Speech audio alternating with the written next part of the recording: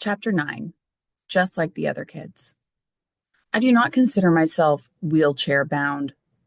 For the first 6 years of my life, I didn't even know wheelchairs existed.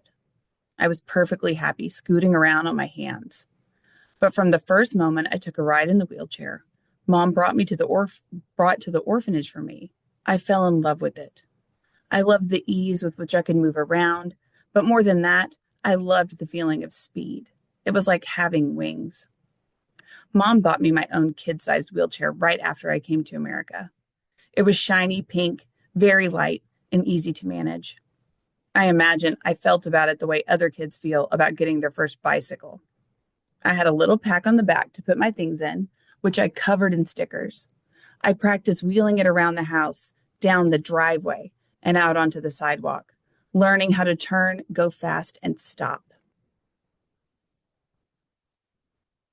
It was difficult for me to go up over curbs and big bumps because of the safety blocks on the backs of the wheels. They were meant to stop me from toppling over backwards, but instead, they made it harder to get around. So Mom took them off. Mom also took off the seatbelt. I know this might not sound very smart or safe, but I spent a lot of time around swimming pools, and she worried that if I accidentally fell in, the chair might pull me to the bottom.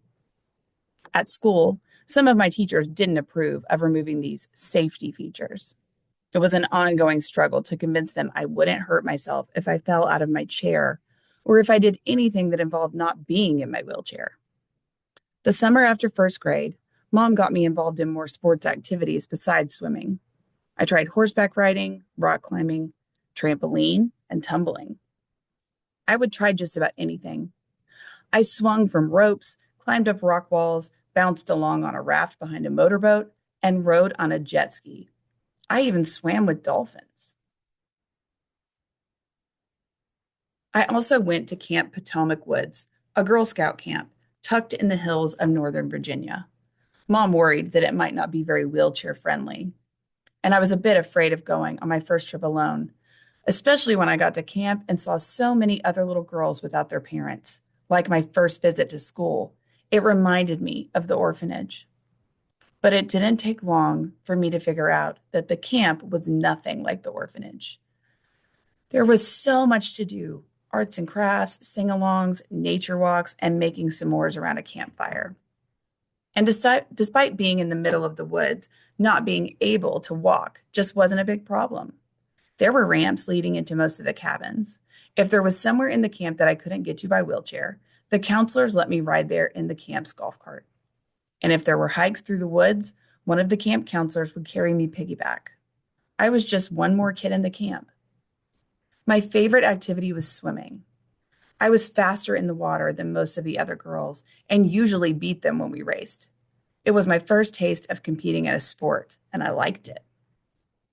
After my busy summer, I was excited to get back to school and see my friends. I loved school.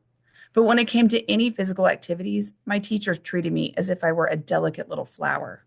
I was often left to sit in my wheelchair on the sidelines while the other kids played kickball, basketball, volleyball, and other sports. Sometimes the teacher gave me a ball or a balloon to hold to keep me occupied. Mom stepped in once again. She just wants to play with everyone else, she pleaded with the gym teacher. He gestured to the long rope dangling from the ceiling and the kids struggling to pull themselves up. It seemed clear that it took a lot of strength and coordination, as well as the use of both arms and legs to climb the rope. And you think she can climb that? I don't know, but at least let her try. First, before you dismiss her, Mom insisted. Mom looked at me and pointed to the ropes. Tatyana, up, up. I rolled my wheelchair over to the rope, grabbed the bottom of it, and with my legs dangling beneath me, pulled myself right up to the top. Okay, Mommy, I yelled down. The gym teacher was dumbfounded, but all the kids cheered and clapped for me.